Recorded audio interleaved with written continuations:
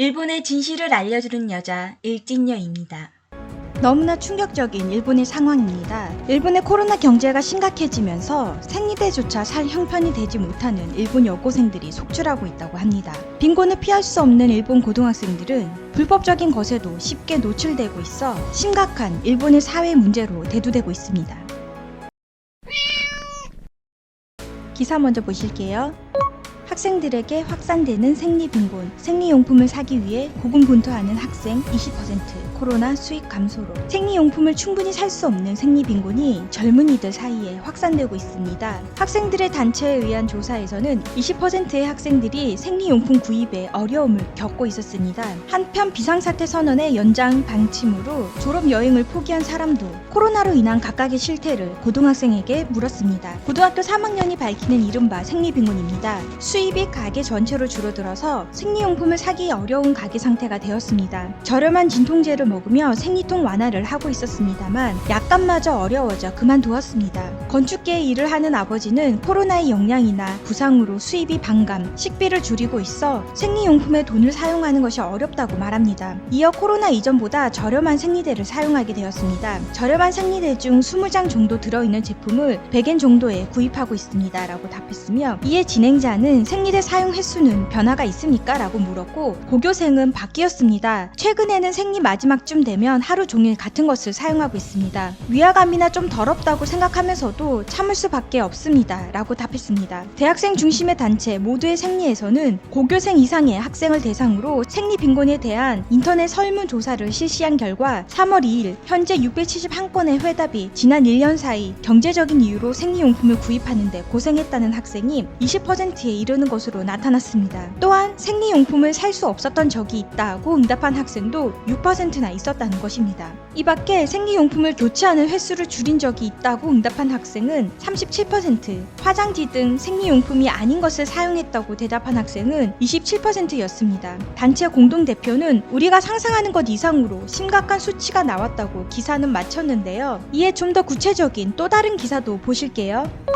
화장품을 사더라도 생리대는 살 수 없는 일본의 생리빈곤, 그 알려지지 않은 실태. 일본에서는 몇 년 전부터 생리 무브먼트라고 부를 만한 움직임이 일어나고 있으며, 거기에 코로나 재난의 생활고통이 겹쳐 급격히 생리빈곤이 화제가 되고 있다. SNS로 생리대를 구입하지 못해 고생했다는 경험담이 공감을 불러일으키고 있다. 예를 들어 어머니의 방치로 초경이 온 초등학교 4학년부터 중학교 졸업까지 6년간 생리대는 물론 그것을 살 돈도 주어지지 않았다라는 여성은 생리시의 어려움을 다음과 같이 말한다. 낮에는 티슈나 키친페이퍼로 대용하고 밤에는 얇고 저렴한 낫용 생리대를 사용한다. 생리량이 많을 때는 하루에 냅킨을 2겹, 잘 때는 이불에 목욕 수건을 깔았다. 학교 등 조직에서 보내는 낮에는 혈액 누출과의 싸움이었다. 검은 스커트를 신고 반바지에 속바지를 착용, 반바지와 속바지 사이에 티슈를 끼운다. 또한 의자에 앉을 때는 치마에 스며들지 않도록 치마를 걷어붙이고 속바지가 의자에 닿지 않도록 앉았다. 또한 친구의 집에 갈 때 바닥에 생리혈을 더럽히지 않게 하기 위해 정좌하고 발 뒤꿈치를 세우고 발 뒤꿈치에 엉덩이를 두고 있었다.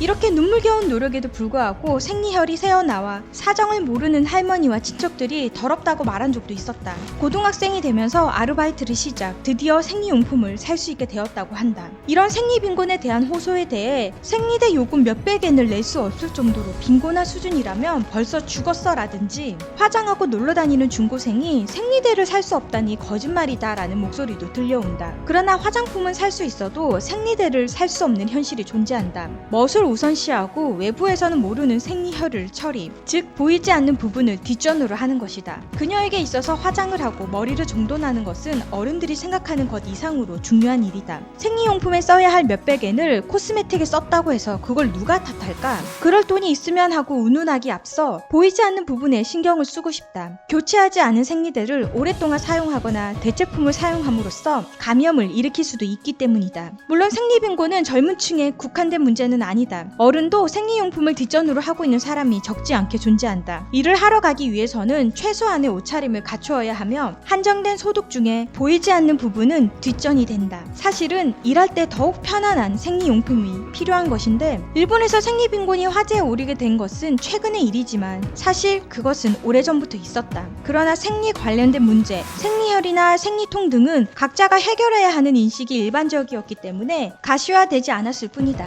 이제야 당사자들의 목소리를 높일 수 있게 되었다. 음식을 먹고 싶다라는 말은 할 수 있지만 생리대가 필요하다라고 말하는 것은 어렵다는 이야기를 재난 때 쉼터에서 듣는 경우가 있다. 꼭 필요하지만 목소리를 높이기 어렵다는 것이 생리 빈곤을 알아차리기 힘들게 한다. 이런 상황을 개선하기 위해서는 생리에 대해 말하기 쉬운 환경을 만들어가는 것이 중요하다. 그러나 그것은 단순히 생리를 공개적으로 이야기하면 좋다는 것은 아니다. 과한 행동은 반감을 불러일으키고 오히려 사태를 후퇴시킨다. 또한 생리가 불결하다거나 질병으로 간주하고 여성 차별의 근거로 이용되어 온 역사를 되돌아보면 그 말하기가 중요하다는 것은 말할 것도 없다. 거기에 생리대 이외에도 생리용품에 대안이 있다는 것, 생리 자체를 컨트롤하는 방법도 있다는 정보를 발신해 가는 것도 앞으로의 과제가 아닐까? 일본의 생리대는 세계 최고 품질이다. 그러나 그것이 흘러 지나간다면 의미가 없다. 코스메틱으로 멋을 즐기고 친구들과의 수다에 흥겨워하는 소녀가 생리용품 대신 휴지를 대고 머리 한구석에서 항상 피가 새는 것을 걱정한다고 하니 그것은 생리용품 선진국의 망가진 명함이다. 생리용품이 없어 학교에 가지 않으면 교육 격차가 만들어져 미래의 경제 격차로 이어진다.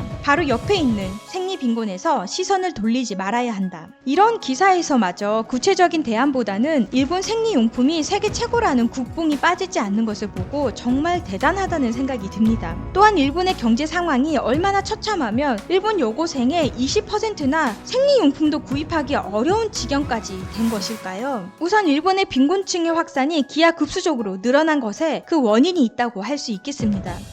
일본의 경제 성장률 세계 최저, 바보 같을 정도로 간단한 이유라는 기사만 봐도 알 수 있듯이 일본의 멈춰진 경제 성장으로 30년 전보다도 못한 임금을 받으며 세금은 점점 오르고 있어 국민들은 더욱 가난해지고 있는 중에 이번 코로나 사화가 일본 빈곤 사회에 기름을 부은 효과가 되어 빈곤의 불이 활활 타오르게 된 것입니다.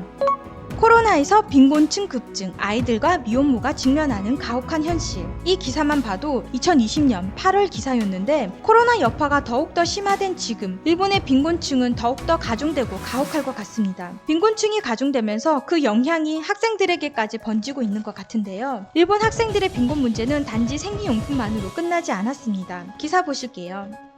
코로나 사회의 뒷면에서 대마초에 손을 대는 10대가 속출, 약물 오염이 매우 위험한 실태. 2020년판 범죄 백서에 보고된 놀라운 숫자. 많은 부모를 위한 다음의 데이터에 무관심할 수 있을까요? 대마 단속법 위반으로 20세 미만의 청소년이 적발된 건수는 전년 대비 41% 증가. 이 데이터에 일부 소행이 나쁜 젊은이의 얘기겠지라고 치부할 수 있겠습니까? 20세 미만 적발수가 전년에 비해 대폭 향상한 것도 주목할 만한 점이지만 대마 단속법 위반으로 적발된 인원이 4,570명으로 1971년 이후 처음으로 4,000명을 넘고 있습니다. 전년과 비교해도 21.5%나 늘어난 것입니다. 대마초의 무서움은 값싸고 쉽게 구할 수 있는 것입니다. 5,000엔이면 살 수 있습니다. 옛날에는 길거리에 외국인 매도인이 어슬렁거리고 있어서 그들에게 말을 걸어 돈을 지불하며 위치 등을 지정해서 거기에 놓인 마약을 취하는 방식으로 팔려나갔지만 지금은 거리 안에 방범 카메라가 넘쳐나고 있어 위험이 크기 때문에 이 방법은 취하지 않는 것 같습니다.